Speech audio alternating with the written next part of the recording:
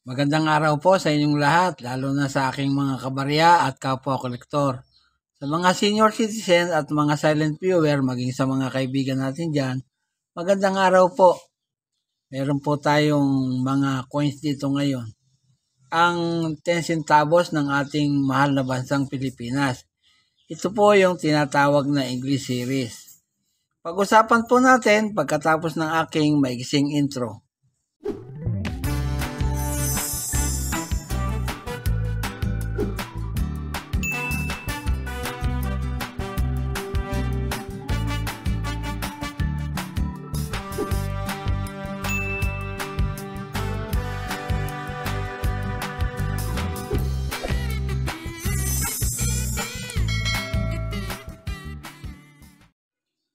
Ito pong 10 centavo na ito ay nilimbag o ginawa simula 1958 hanggang 1966. Lamang hindi tayo sinuwerte para makakuha ng 1958 series. Pero okay na rin. Kahit na 1960 tayo mag-uumpisa, okay na rin po. Ayan po. Meron tayong 1960, 1962, 1963, ito 1963, 1964 at 1966. Yan po. Sa obverse na bahagi po ng bariyang ito, makikita ninyo ang coat of arms ng Pilipinas. Yan po. Maganda rin naman ang coat of arms ng Pilipinas. Tapos po, may nakapaikot na lettering dyan. English, Central Bank of the Philippines. Saka yung Republic of the Philippines. Yan po. Sa Tagalog, yung Central Bank ng Pilipinas at saka yung Republika ng Pilipinas. Yan. Sa reverse na bahagi naman, makikita nyo naman ang isang nakatayong babae na nakahawak ng isang maso o martilyo dun sa may pukpukan ng panday. Sa bandang kaliwa niya ay may bulkan.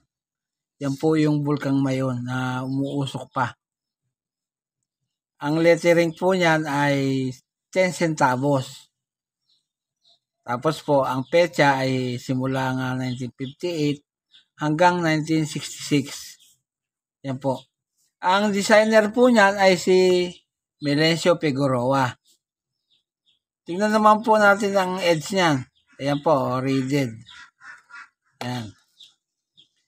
Ginawa po ang mga barya na yan sa 3 pagawaan ng barya sa labas ng ating bansa. Sa Royal Mint, Tower Hill, London, United Kingdom. Nagpapagawa po tayo ng coins doon, magbuhat 1810 hanggang 1975. Sa United States Mint naman, sa Philadelphia, nagpapagawa naman tayo ng coins doon, magbuhat 1792 hanggang sa kasalukuyan. At sa Beringen, Dutch, Weldor, Germany, nagpapagawa naman din tayo ng coin doon, magbuhat 1930 hanggang sa kasalukuyan po. Yan po. Yun nga pong mga coins na yan ay nanggaling sa mahal nating bansang Pilipinas. Ang period ay Republic, magbuhat 1946 hanggang sa kasalukuyan. Standard circulation coins po yan. Ang taon nga po, 1958 hanggang 1966, ang value 10 centavos. Ang currency po natin, piso. Ang komposisyon po niya, nickel brass. Tumitimbang po ng 2.04 grams at may diameter na 17.9 mm. Yung kapal po medyo may kanipisan 1.19 mm. Yan. Ang hubog po naman ay bilog. Coin alignment ang orientation at na-demonetize na po yan noong January 2, 1998. Mild naman po ang technique na ginamit. May number po na N number 4475 at reference number na KM number 188, school number 26. Mag-update price naman tayo. Noong pong 1958, ang ginawa po sa mga barya na yan o nagpagawa tayo ng barya na yan ng 10 million piraso po lamang o 10% sa frequency. Tapos nung 1960 ay 70 million, 34% naman po sa frequency. 1962, 50 million, 25% po sa frequency. At nung 1963, 50 million din.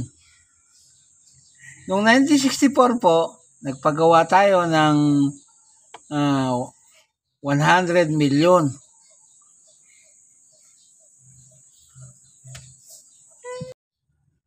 Kaya nga po nung sinasabi ko kanina, noong 1964, 100 million po ang pinagawa, 43% po sa Royal Mint.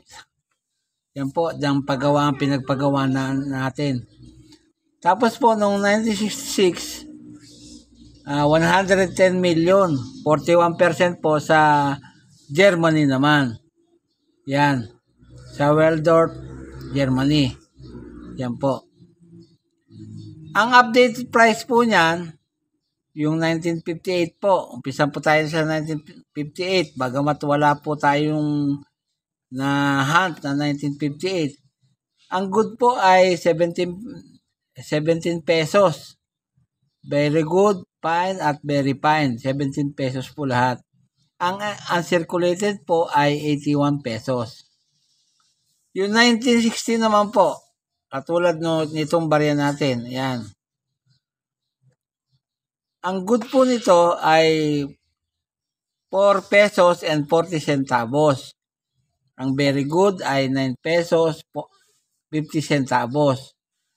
Ang fine at very fine, 20 pesos po pareho.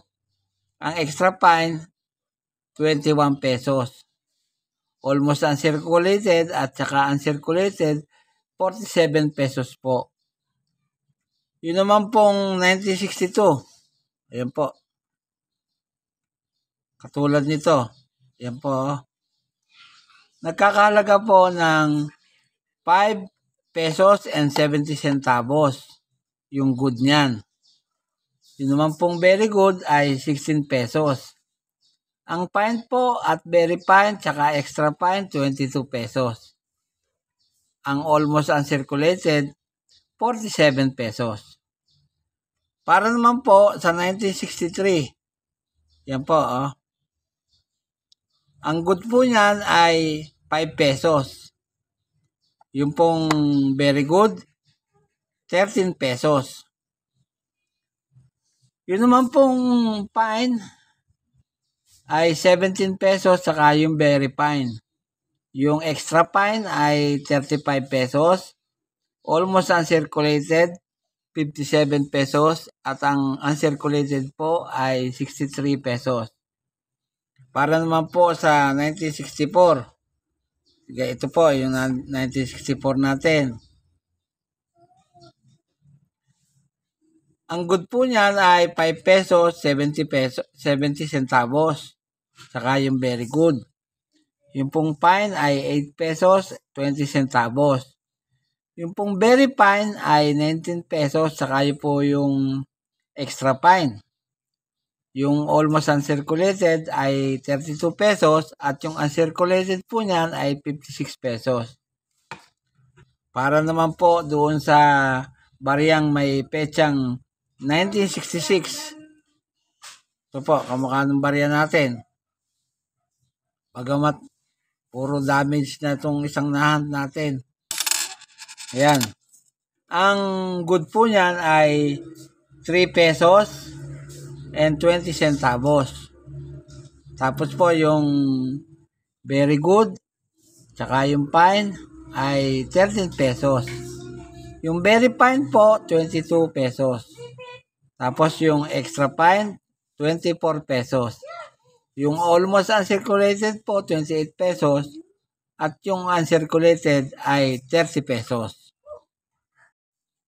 Dito naman po sa eBay, yung isang set po niyan ng coins na ganyan, na English series, nag-uumpisa po sa 1 centavo, 5 centavo, 10 centavo, 25 centavo at 50 centavo. Bali 5 piraso po ay nagkakahalaga po ng $42. Dito naman sa Anumis Corner, pag ang petsa ng inyong barya ay 1963, nagkakahalaga po ng 11.95 euro. Yan po lamang at wala nang iba.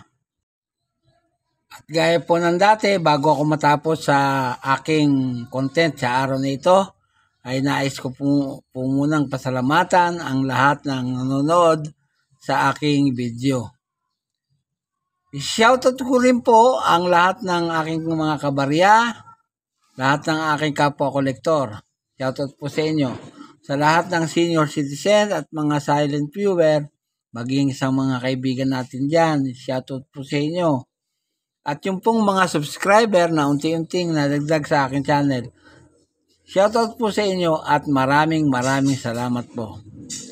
At sa huli po, ay masabi kong mabuhay tayong lahat.